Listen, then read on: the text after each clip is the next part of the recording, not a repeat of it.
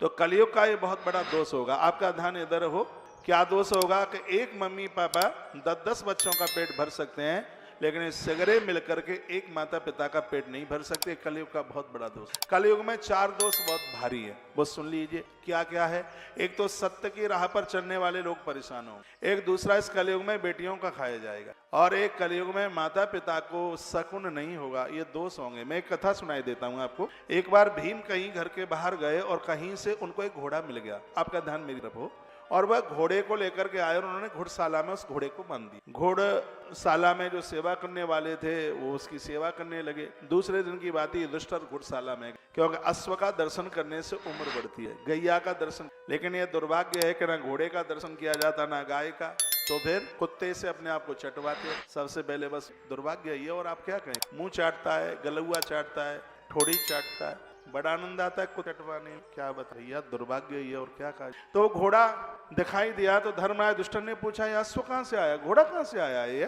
तो सेवाधारियों ने कहा, सिरादे सेवाधारियों ने कहा ये भीम भैया लेकर के आए। चारों तरफ से युधिष्ठिर ने उस घोड़े को देखा और कहा कि इसको मेरे दरबार में ले जाकर के बांध दो। सुनिए इधर, तो उस घोड़े को धर्मराज युधिष्ठिर के दरबार में बांध दिया गया। तो 4 क्षत्रिय वहां से ने कहा, क्या कनौती मिली है, घोड़ा क्या गजब का है।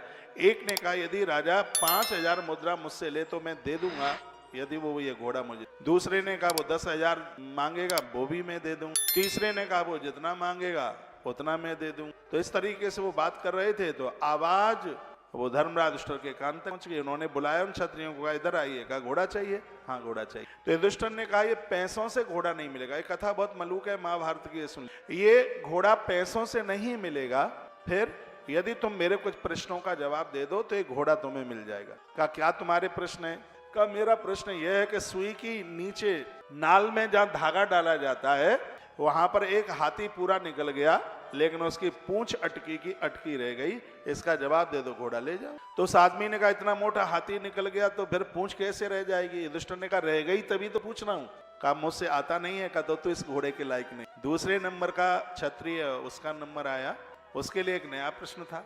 उसके लिए प्रश्न यह था कि एक कुआं बड़ा सा बीच में है और अगल बगल में कुएं बने हैं। एक कुएं में बाढ़ आती है तो वो 10 कुएं को भर देता है, लेकिन 10 कुएं में बाढ़ आती है तो वो 10 मिलके एक को नहीं भर पाते। इसका जवाब दे दो, घोड़ा ले जाओ। तो दूसरे क्षत्रिय ने कहा जब एक कुआं 10 को भर देगा तो 10 एक को क्यों नहीं भर पाएंगे? युधिष्ठिर ने कहा नहीं भर पा रहे हैं इसलिए तो हमने पूछ लिया है। कहा हमसे नहीं इसका जवाब आता। तो कहा तुम इसके लायक नहीं हो। अब तीसरे क्षत्रिय का नंबर आया, ध्यान से सुनिएगा। तो युधिष्ठिर महाराज ने उसके लिए एक तीसरा प्रश्न कर दिया, और वह प्रश्न यह था, एक गैया बछिया को और जीवन भर पीती रही तो भी उसका पेट नहीं भरा गया। अरे भैया तुमने बछड़ी को देखा होगा बछिया का दूध पीते हुए, लेकिन युधिष्ठिर ने कहा कि मैंने आज ही एक गाय को बछड़ी को पीते हुए देख लिया है तो भी उसका पेट नहीं भरा गया। इसका जवाब दे दो, घोड़ा लेते जाओ। तो उसने कहा कि बछिया तो दूध देती ही कहाँ है, तो गैया बछिया का दूध कैसे पिएगी? युधिष्ठिर ने कहा देखा है इसलिए तो हम तुमसे पूछ रहे हैं, कि हमसे आता नहीं। अब चौथे नंबर का जो क्षत्रिय था उसने कहा मेरे लिए कोई प्रश्न? तो युधिष्ठिर ने कहा तुम्हारे लिए कोई नया प्रश्न नहीं है, तुम इन तीनों प्रश्नों का जवाब दे दो और इस घोड़े को लेते जाइएगा। तो क्षत्रिय ने कहा, चौथे नंबर के ने कहा एक बार आप प्रश्न रिपीट करें। तो युधिष्ठिर ने कहा हाथी पूरा सुई की नाल में निकल गया और पूंछ अटकी की अटकी रह गई, इसका जवाब दो। तो उस ठाकुर ने जवाब दिया, क्षत्रिय ने जवाब दिया, कहा राजन कलयुग आने वाला है, हाथी निकल गया, पूंछ अटकी की अटकी रह गई। कलयुग का ये पहला दोष होगा, जो सत्य के ऊपर चलेंगे वो अटके रह जाएंगे, झूठ बोलने वाले आगे निकल जाएंगे। यह कलयुग का पहला दोष। दूसरा प्रश्न राजन बताइए। तो राजा ने कहा कि मैं तालियां बजाता हूं, तुम्हारे प्रश्न का जवाब बिल्कुल सही है, कलयुग का ये पहला दोष। दूसरा प्रश्न कर दिया। वो प्रश्न यह था कि एक कुआं 10 को भरता है, 10 एक को नहीं भर पाता, जवाब दीजिए। तो चौथे ठाकुर ने कहा, क्षत्रिय ने कहा राजन ये कलयुग का दूसरा दोष होगा कि एक माता पिता 10 बच्चों का पेट भर देंगे, लेकिन 10 मिलके एक माता पिता का पेट नहीं भर पाएंगे। युधिष्ठिर ने कहा बिल्कुल सही है तुम्हारा प्रश्न। उसके तत्पश्चात राजन बताइए तीसरा प्रश्न। तीसरा प्रश्न यह था कि एक गैया बछिया को पी रही थी लेकिन उसका पेट नहीं भरा गया।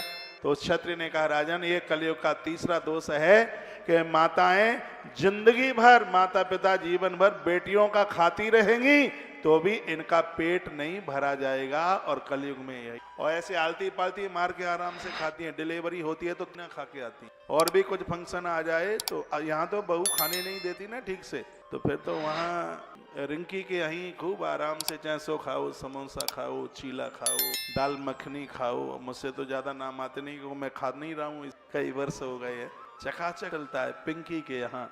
ऐसा मत करना, कलयुग का बहुत बड़ा दोष। बेटियों का यहाँ का कभी नहीं खाया जाता। फिर आप कहेंगे कि हम दे के आ गए ना 100 रुपया, तो ये बेटी का घर होटल नहीं है तो फिर होटल पे ही खा लो ना 100 रुपया दे के। तो बेटियों के यहाँ का तो नहीं खाया जाता।